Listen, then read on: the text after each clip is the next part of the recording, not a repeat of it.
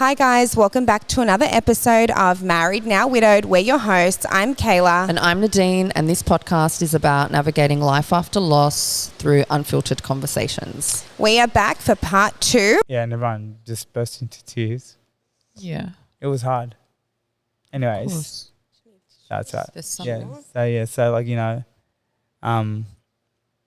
it was like, it was relieving, but it was That hard. moment, I think it will stay with you forever. Yeah, I can't Like get it out. that Yeah, exact moment. Like Kayla and I talk about it all the time. It's like, it's one of those things that you, whenever you think about it, you just, there's like a, I don't know, it stings all the time, right? I just can't get that. Because that's the moment that they left us. Yeah, I don't, like I'm grateful for the life I live now, and I'm so grateful for my son. Of course. And, like I've had like numerous dreams of Sarah. Like I'm not talking like one or two, I'm talking like numerous. Really? Yeah, and I remember when I was diagnosed with cancer myself, I remember ringing Sheikh Shadi. I was so petrified. I was in the hospital room. I was in Norwest Private Hospital. And I was in the ward, and I remember ringing Sheikh Shadi, and I was like, Sheikh, Sarah keeps coming back and telling me to come with her. I'm so scared, she's going to take me, and I'm scared to fall asleep, because I don't know whether I was hallucinating from the drugs they'd give me, but she would come to the room. Wow. She'd be like, you could come and be with me now if you want. And I'm like, but I can't. Wow. I can't. And she's like, why? And I'm, because I can't leave my wife and my son. I can't leave them. They need me. And she's like, they'll be fine. And then I remember my wife filmed me one time. Apparently I was saying, why did you bring her here? Why did she come? Apparently my wife was we were in the emergency unit, and my wife was standing there. My son was next to her, and Sarah was sitting next to my son. And I'm like, why did you bring her for? Wow. And my wife's like, who? And I'm like, what? Why is Sarah right there? And I don't want to go with her. Why would you bring her? And like I was obviously hallucinating from all the drugs, because I was on really bad medications and stuff. But there was things happening, and then I remember a vivid dream that I had, and Sarah came to me in this dream. She was like, "You can come with me." And I was like, I need to tell you something. I can't leave my wife and my son. I love them so much. I love you, but you're gone. Yeah. You're in a better place. Please.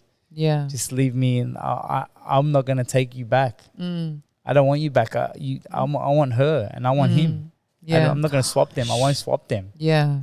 And, you know what I mean? It's like, it was like, but these are things that happened to me. And I actually, I had a couple of dreams where Sarah was not happy with me, and I would ask her, why are you not happy with me? She's like, because you've broken kinship with my mom and dad and with my siblings. And I asked you to look after my siblings. And I'm like, but it's not my fault.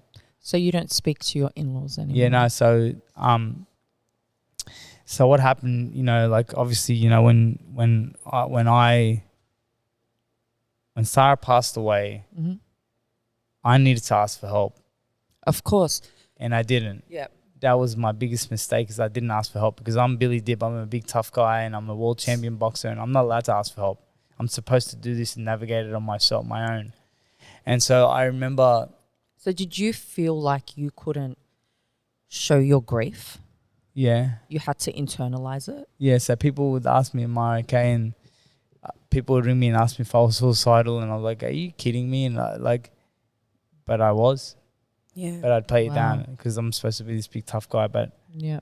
And I was like, I was in a dark place. Yeah. And I remember there was people pulling me from one side and the others pulling me from another side about you can't move on. Then other people telling me about you're young and you got to move on with your life, and you got to find a wife, and you got to get married. And and it was like I was being pulled by so many directions, And I remember,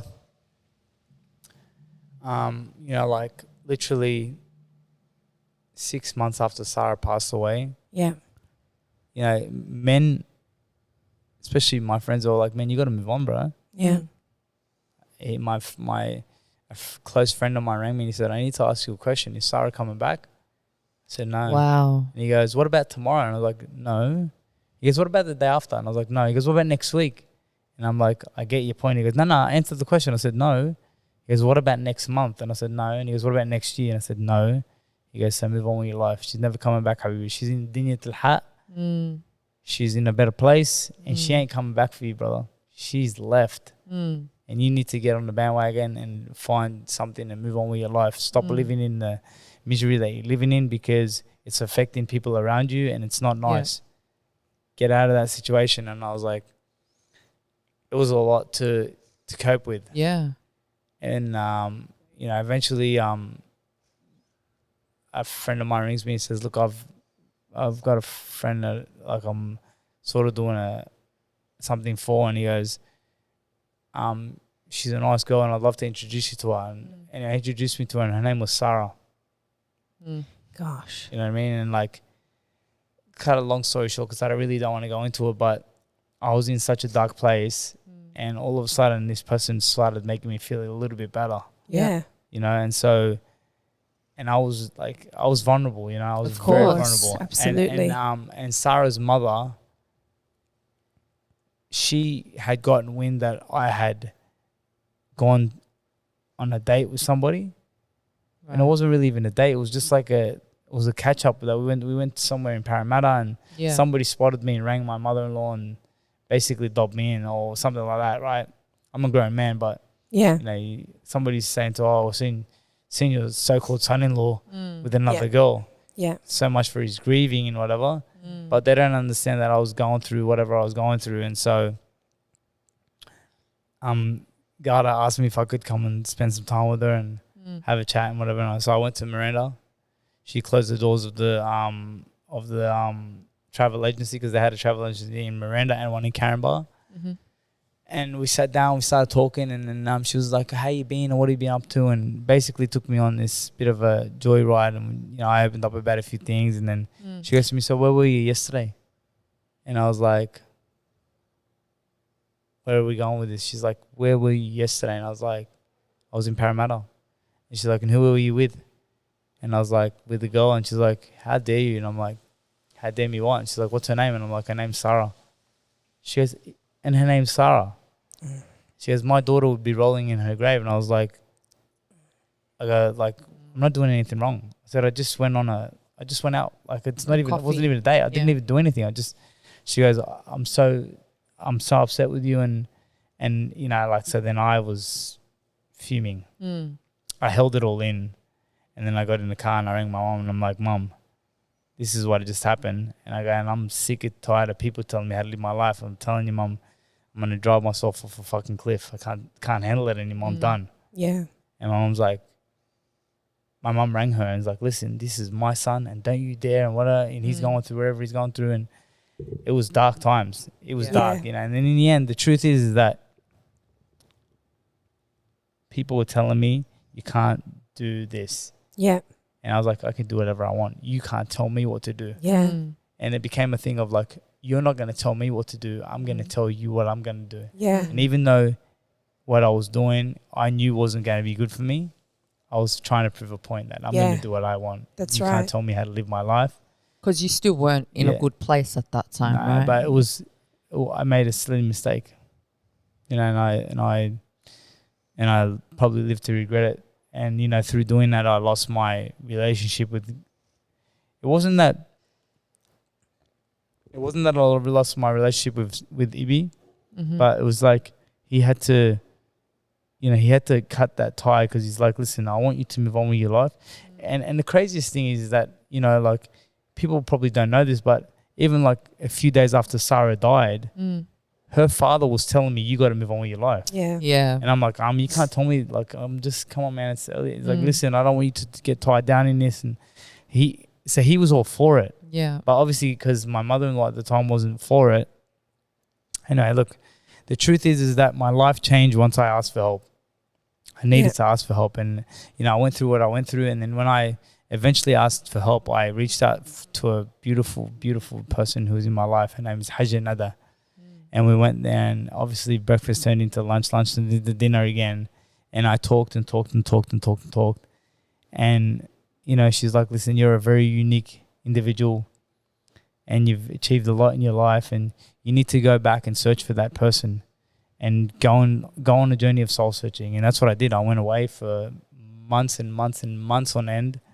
And eventually I got back to Australia like a year later. And I remember arriving at home, and my sister-in-law, who was married to my brother, Nasa, says to me, "Oh, did you meet anybody while you were away?" And I was like, didn't meet anybody. I said, I was away on a soul searching journey. And then jokingly I said to her, I said, listen, you know all the most beautiful girls in the world and you've never hooked me up with anybody. Yeah. She's like, you never asked me. And I was like, well, you know, I don't need to ask. You just present me with something and I'll tell you yay or nay. Yeah. And then she's like, I'll see you in 5 minutes. And I was like, I had just arrived from overseas. I was getting my bags out of the car. I walk into the house when my sister-in-law walks in 5 minutes later. And she's like, listen, let's talk about what you were just talking about outside. And I was like, she's like, do you want to meet somebody? I was like, look, I'm open. Yeah. If it happens like naturally, I'm open, you know? And so she's going through her phone and then she swipes on a couple of photos and I was like, she's cute. And that's my wife today. Yeah, yeah. And it was a picture of my wife sitting like curled up, and she was in Disneyland, and she was dressed in like this sloppy Joe jumper, and I was like, she's cute, you know? I like that relaxed look, right? Yeah. And so she's like, oh, do you want me to hook it up or what? And I was like, yeah, please. She's like, you know her, right? And I'm like, I know her. She's like, yeah.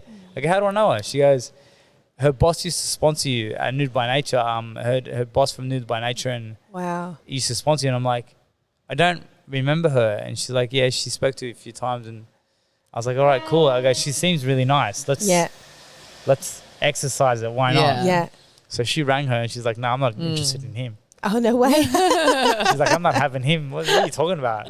No way. No way. Wow. And then my sister-in-law rang my wife's good friend Garda, and she's like, hey Garda, I'm trying to organize a catch up with Billy Dib and with Berry, and she's like, put me on a three-way. She put it on, she goes, listen, shut your mouth, you're going on a date with him. And she's like, no, I'm not. She goes, yes you are. He loves America, he loves to travel. And then Berry's like, all right, then I'm in, you know? That's a joke, you know?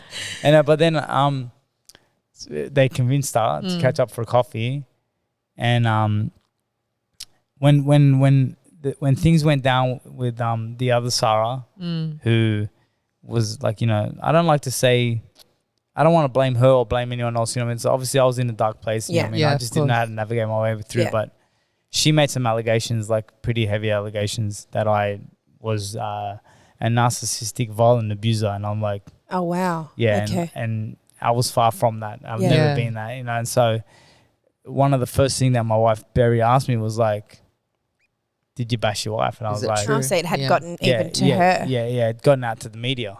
Oh, it was in it's public knowledge. It's in the media. Oh wow. And obviously it was thrown out of court because it was rubbish. Yeah, right. You know, it didn't even stand a chance. Yeah. And I told her, I said, I was vindicated from that. I said, I never did that.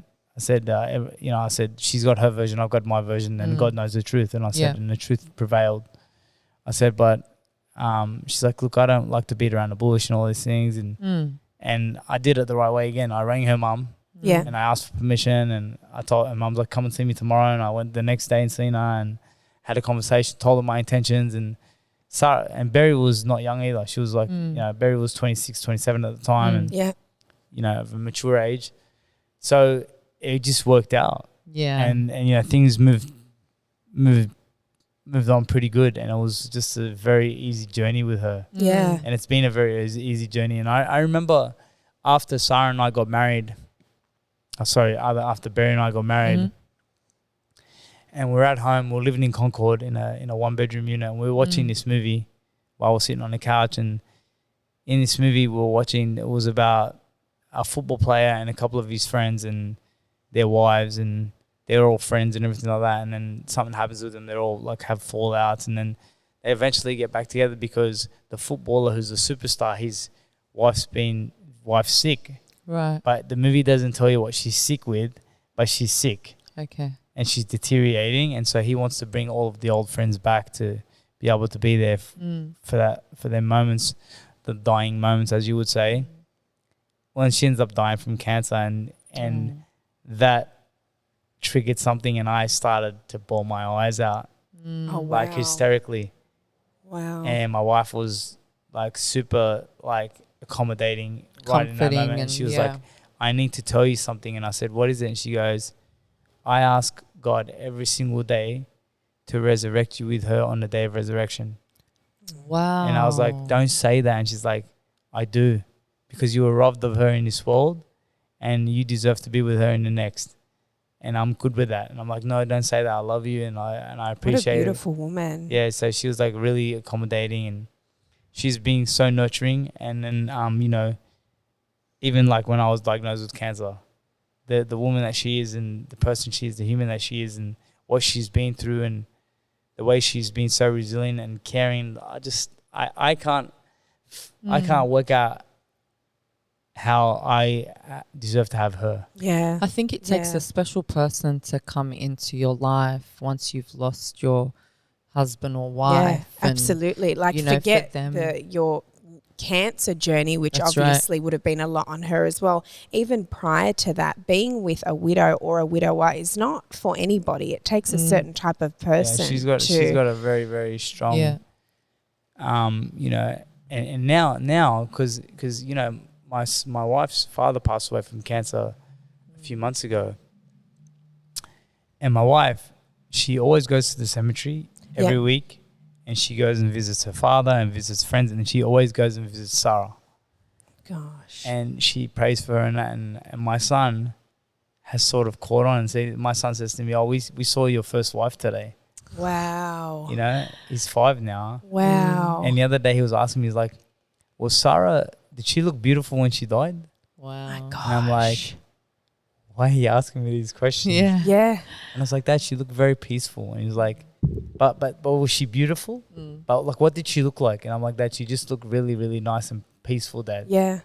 And then my wife could hear him, and she comes to the stairs and she's like, how does he know that? And I'm like, wait, where is he getting all this stuff from? And I'm like, and then his mum asked him, she's like, who told you all this stuff? But he obviously is picking things up, you know. So, He's getting older now. Yeah. So, and he tells his mum, like, his mum says to him, oh, we're going to visit Dad's friend. Yeah. Yeah, we're going to pray for Dad's friend. You know what I mean? Yeah. Because we don't want to confuse him. Of you know? course. Yeah. But He's yeah. still That's only like- young. yeah. Yeah. Even the other day, like, I remember when I was sick with cancer and like, he was only going on 3. He was like 2 years and 8 months when I was diagnosed. And he was a part of my Y factor. He was my big reason. Him and Barry were my reason to fight. You know what I mean? Like, I wasn't gonna leave them behind in that circumstance. And I think me going through what I went through, it sort of caused some trauma to him. Of course. Because the other day we were in a gym and somebody walked into the gym, just jokingly said to me, Billy, you're under arrest.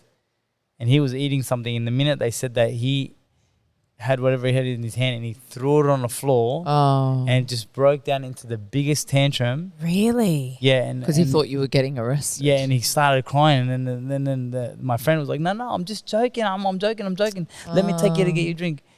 And he was like, not having it. And then so I've got a life coach and his name's Sid. And I said to Sid, this is what happened the other day. And he goes, do you know what that's from? And I said, no. And he goes, that's from the trauma of thinking that he was going to lose you again. Wow. Yeah. So and that makes sense, he's right? only young, but he's dealing with the trauma of losing his dad. Yeah. And Barry was telling me the other day, she's like, Bill, sometimes when you leave the house, he cries so much, so frantically.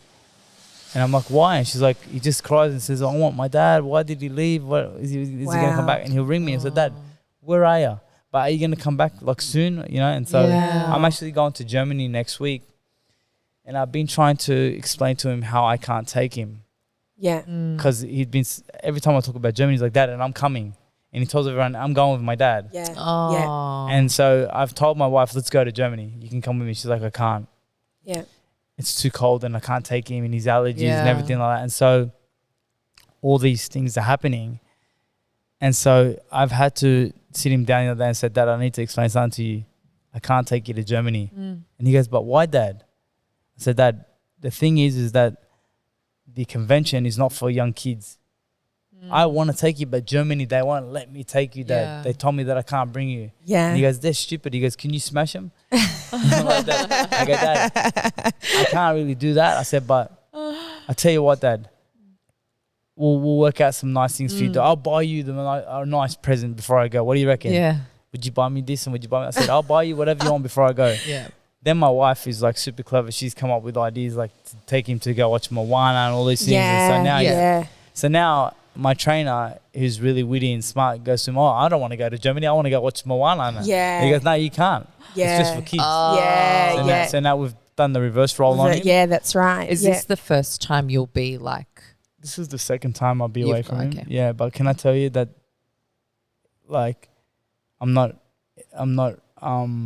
looking forward to it. Yeah. It's hard. I have a really bad separation anxiety now. Yeah. And even though it's work and it's business and I got to do what I got to do, Yeah. I get really bad separation anxiety now. Yeah. Like extremely bad.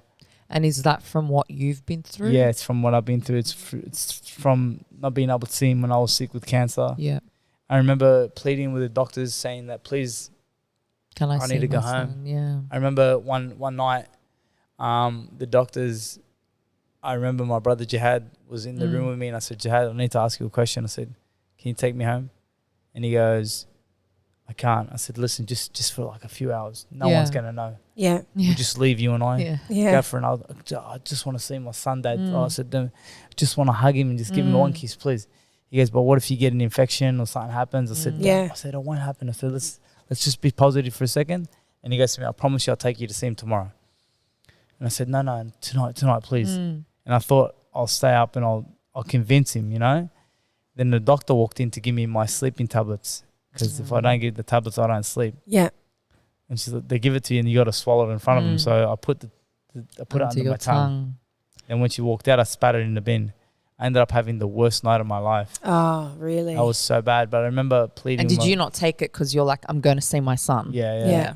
I had the worst night of my life. And then eventually 2 days later, my brother Muhammad was there and the hematologist walked in and he goes, I got some good news for you. I said, what is it? And he goes, your blood levels and your platelets and everything is like on par. And he goes, I'm going to send you home for a few days. And I was like, you're not. Wow. He's like, yeah. Wow. So, and the craziest thing is every time my brother Muhammad was with me, they'd let me go home for a few days. Oh, wow. So I was like, Muhammad was my good luck charm. Yeah. But it was like when I'd go home, I would be in extreme amounts of pain. Yeah. But it was worth it because I get to see my Just son. to see you know? him. Cool. Yeah. There was like some photos. I'll share some photos with you guys. Yeah. Yeah. Of me when I was sick and like I just didn't care. I just wanted to sleep next to him and Yeah. you know, and obviously you have to be careful because kids can catch things quick. Of course. Yeah, definitely. Yeah. But the separation anxiety started on the first day of hospital because they transferred me from Norway's private hospital to Westmead. Yeah. And when I got there, there was you got to go through a door and they said, okay, the child's got to stay there. Oh. Okay, he's not allowed into the ward. And I was like, no, what do you mean? I'm not going into the ward if my son can't come in. I said, no, sir, children are not allowed because of the chemotherapy and stuff. It's no good for them. Yeah. Oh my God. And I remember going to the room and saying, Dad, I love you and I'm going to see you. I'm going to see you tomorrow, Dad. I promise you, come back and I'll meet you outside, Dad. And he was screaming to the high heavens. Gosh. And my mum was standing with him and my wife walked in and I was just in tears and I just was pleading with her to please go and like look after our son, you know? Yeah. Yeah. Can I ask you, when you were diagnosed yourself, obviously because of your career, it was a very public thing and you did post about it and you shared it.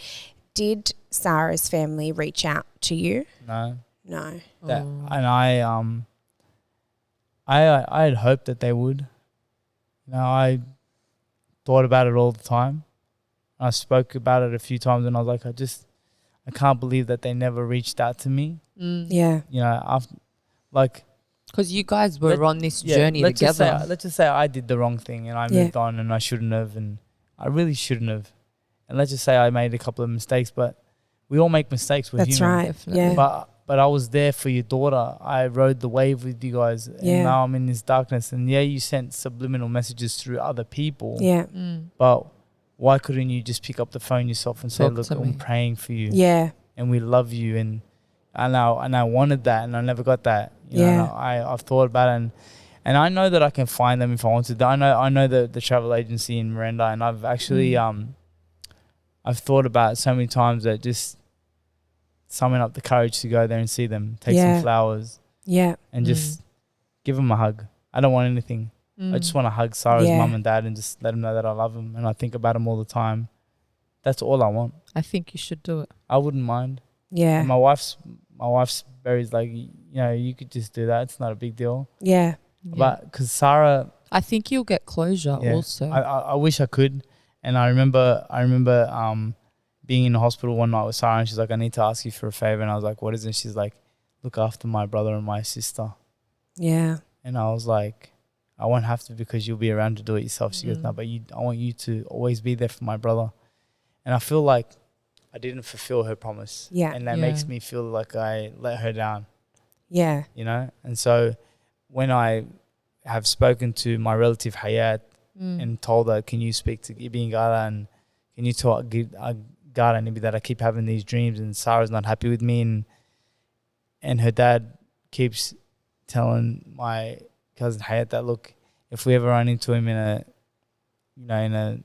we don't want it to be set up. We just want it to be like natural. If it will always be accommodating, you know what I mean? But I've had thoughts of like, you know, maybe I should go there for a drive to their home, take some flowers, take some sweets, take my son with me. Yeah. As a bit of an icebreaker. Yeah. But I don't want to hurt them in any other way as well. Have you reached out to her siblings or tried to? I tried to reach out to her sister Jasmine through Instagram. She saw my messages but never responded.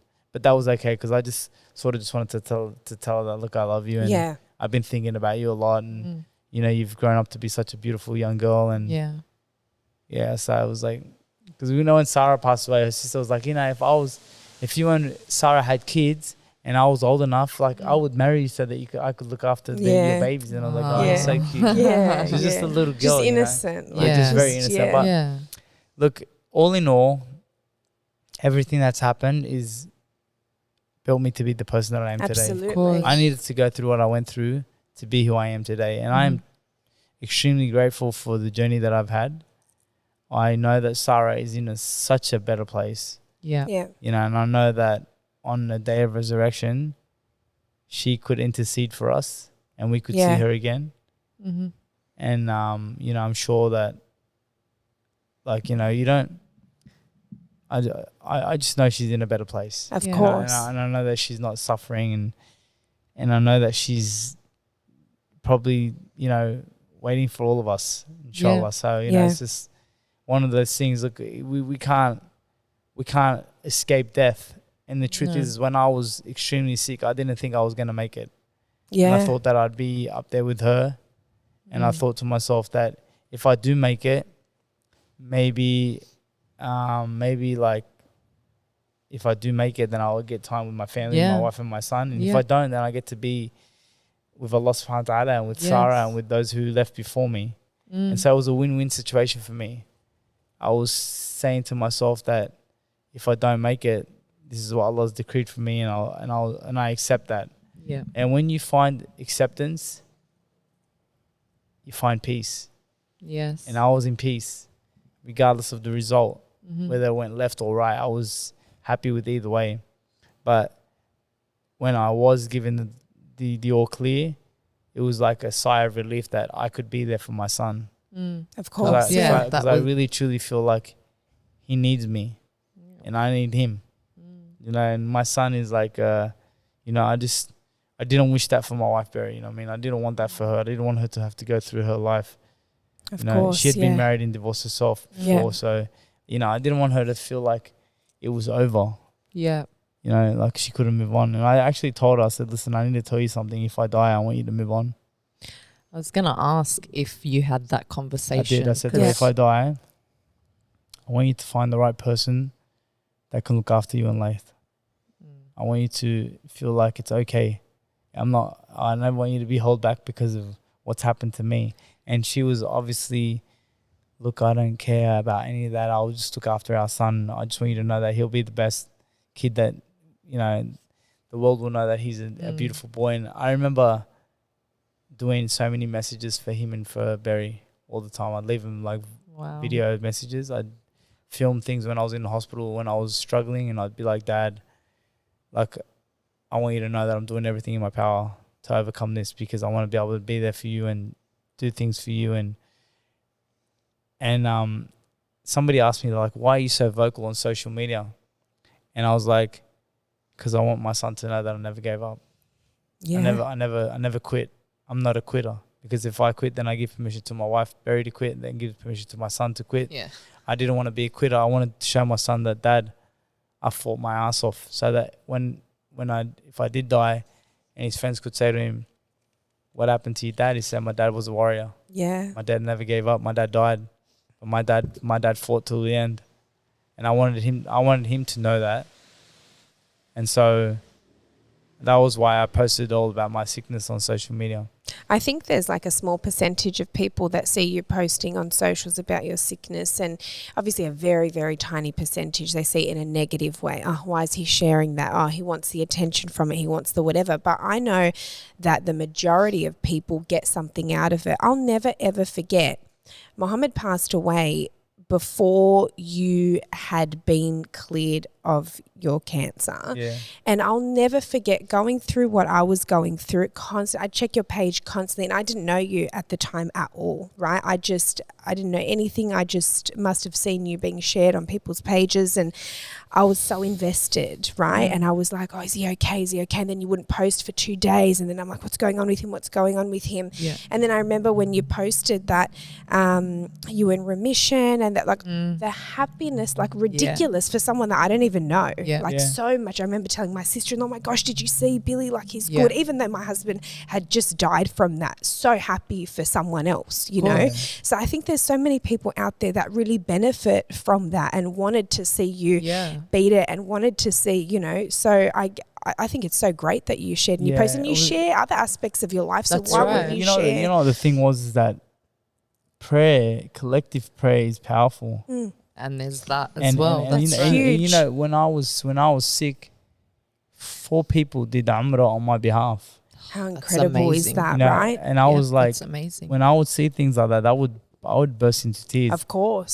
So through me sharing my journey, I inspired other people. Absolutely. And I also benefited from people's prayers. Yeah. Because I was in Thailand a few months back, and I ran into these people from Chechnya, and they're like, "You," and I'm like, "Yeah," and like, "You cancer," and I'm like, "Yeah." They're like, "Oh yes, wow, I see you," you know, and I'm like, so people were praying, and they're like, "I pray for you, me, I pray," and Isn't I'm like, that like and I'm like, amazing. man, that's what it is. It's like, you know,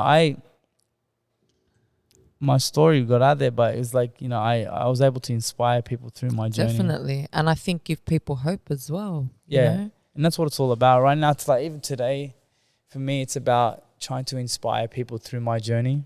And honestly, I love what you're doing today. Yeah. Like, I think it's just the most amazing thing. Yeah, I feel like it's a responsibility on me today now. Yeah. I feel like God gave me a second chance to be able to make a difference. And even through writing my kids' book, Boys Do Cry, it's about empowering young kids to know that it's okay to shed a tear. Absolutely, especially males. We all go through things, you know what I mean? And you don't have to be a big, tough, strong boy to be. That's right. You know, people cry. We all cry. That's and I openly say it. I cry all the time. You know what I mean? Now, but at the time, you suppressed a lot of it, of right? course. But and so you learnt from it. Yeah, now I cry and I heal. Yeah. Because crying heals. So important. And I feel like, you know, I'm on this journey now with God's permission where I'm supposed to be inspiring people through my journey. Yeah. Of course. It's supposed to be, you know, inspiring people to overcome their own adversities. Yeah. And supposed to be like, I run a program now at schools called Chill with Bill. And it's a program where I basically go into schools and try to break down the barriers for kids and try to work out what's going on. And there's so many kids out there who are suffering in silence. Yeah. Yeah. But because Billy Dib asked the question, they give me the answers. Yeah. And the teachers and the principals ring me and they're like, "You're incredible. Yeah. We don't know how you got that out of them." And I'm like, it's easy. It's like, you got to get down on their level. And I go, and I'm on their level. I'm one of the boys. You know? That's right. I could be 15, 60, but I'm still one of the boys because I'm Billy Dib. That's right. God gave me that platform. Exactly. And that's all I care about today is just being the best version of me in order to inspire as many people as I can inspire. My son especially. Yeah, of course. I want my son to see that, you know, Dad's all about trying to help people and help me. And I'm always trying my best to just be a better person. Even like now, me and my wife are doing a parenting course to be better parents. Wow. We're always trying things. We did Yeah. a marriage course. We done parenting course. Oh wow. I joined into Yeah. everything with my Everything. wife. I love yeah. that. Yeah. When she that's asks, so I say cool. we can do it. Well, you can Yeah. always improve, right, Yeah. as a Of course. person. We didn't do a marriage course because we were having problems in our marriage. We did it because we wanted to better our marriage. That's And right. I love that because Yeah. a lot of people don't do that. This is the first I personally have heard of it. Yeah. People go to marriage counseling Yeah. when they're hitting rock bottom. That's right. Nah, Not to better the We- marriage Yeah. that we currently have. We went there. That's to the- awesome. Yeah, it's a program that was run by the LMA, and it was a really cool program. That's beautiful. yeah. We did like exercises together, and That's so cool. That would have been so you much know what? fun. It was like, yeah, we just really enjoyed being Yeah. around each other at the Yeah. time, you know. And I'll be honest, about 2 nights ago was one of the first time in a long time that me and my wife actually stayed up and hang out for hours on end I after my love son I fell that. asleep. love How that. cool. Yeah. And it was like, because now my son's sort of doing this one day at school thing, and he goes Yeah. to sleep early, and Yeah. Yeah. so I was like, man, this is really This cool. is you cool. know? Yeah. We're like, We yeah. were just chatting, and she was showing me old photos of herself when she was young and I love wild that. and all that stuff. Yeah. You know, it's good, and I just feel like, you know, it's so important to have a healthy relationship. You It know? is. Definitely. Absolutely. Definitely. And my advice to anybody who's going through what you girls are going through is to, you know, to not suffer in silence, and to not feel like you're not entitled to move on, because you are. You are entitled to move on, and you are. And if I was your brother or your close relative or your father, I'd be advising you that it's time for you to actually spread your wings, and you'll never forget that person. Believe me, I've never forgotten Sarah. Sarah lives Of in course. my heart every Of single course. day. And the really cool thing about it is that my wife Berry is cool with it. And I love that. How 'cause awesome my- does she we- sound, honestly? Our last episode, we were talking about moving forward and just navigating all of that. And I think, you know, we had discussed that it takes a very special person to come into your life after you've lost your husband or your wife, just because it wasn't a divorce where, you know, it was bitter or someone made That's that right. decision to leave. It's you lost someone. You had no choice in that. Yeah, I had no And choice, and she there's- knows you that. still love that Yeah. person. You still care about that person. And it just takes a very special person to come into your life and accept all of that. The truth is that it was a very, like, the time that I've spent with Berry now, me and Berry now have been married for 7 years. Wow. We had our 7-year anniversary day before yesterday. Yeah. So we've been together longer than I had spent with Sarah. Yeah. Yeah. But it was the journey that Sarah went through, how it impacted my life. That's Of right. course. It was the impact that had on me. That's right. But if I was to openly tell you that I had a choice to exchange Berry and Laith for Sarah, I would tell you no chance. yeah. Yeah. Yeah. If Sarah came back and was standing directly in front of me and you said to me, you can have Sarah or you can have Berry and Yeah. Laith, Yeah. well, which one would you take? I'd say no, I'll take Berry and Yeah. Laith. Of Even course. if Laith wasn't in the picture, Yeah. I wouldn't leave Berry because I've been with Yeah. her for so long Yeah. now. That's right. Yeah. She's like my second half. Yeah. Yeah. Of She's course. like a part of my life. She's And a I part of my think, soul. like, for me, like, it was so important for me to have you on our podcast because, and this might sound a little bit strange, but because you're a male, I find that when you say something about what it's like to try and move on or what it's like to have people to stop you from, people listen and they understand more. Yeah. Whereas I feel like when we talk about it, I mean, we We get get a lot of backlash. a lot of backlash. Obviously, Just troll stay at accounts. home and look after Do you your think kids. that's what your husband would have wouldn't wanted? want And it's this, and such a difficult, I would like, be honest with you. He wouldn't want this. That's of right. course not. He wouldn't want this. That's right. That's right. Understand? The only advice that I can give you that is a very, very important piece of advice is that don't break the kinship with the current family that you have. Of course. Yeah. And let me tell you something. I'm just giving an example. Mm-hmm. Let's just say you married one of your husband's relatives, Mhm. or let's just say one of your husband's brothers said, "You know what? I'm going to marry you because I want to be able to raise my nephew and you know what I mean? Like, what is wrong with it? Islamically, that's permissible. Yes, it is. It's not. it's not haram, it's permissible. Yeah. So why wouldn't you? Yeah. Allah subhanahu wa ta'ala says that you are permitted to move on. You know what I mean? And Yeah. you should. Yeah. You're young and you're vibrant and you got so much life to live. I would not waste my life away. You know, I wouldn't do that.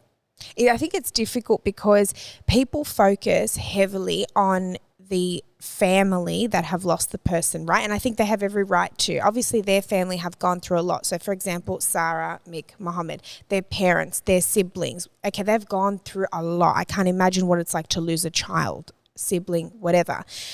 But I feel like what we go through as the spouse after that is extremely difficult, and people A, can't understand it, B, don't think that it's worth as much in weight as what the family is going through. But the way that their death impacts our life moving forward is so massive. And when you were talking about your coffee in Parramatta and your mother-in-law the next day and whatever, like those, I can't explain what it does to me, because I feel like there's just so much judgment. Like after I've lost Mohammed, after you've lost Mick, the judgment is so heavy, and it's like, it's a lot. Yeah.